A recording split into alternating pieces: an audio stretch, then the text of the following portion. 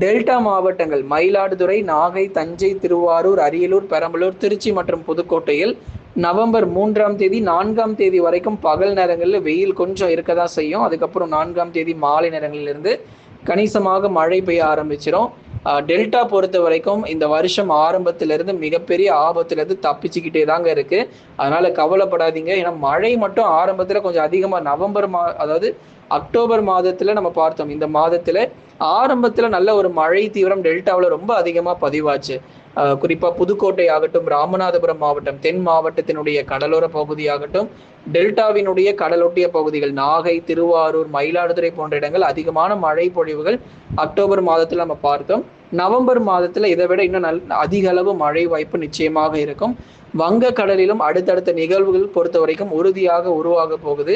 delta மாவட்டங்களான மயிலாடுதுறையிலிருந்து Pudukkottai வரைக்கும் இருக்கக்கூடிய பெரும்பாலான பகுதிகளில்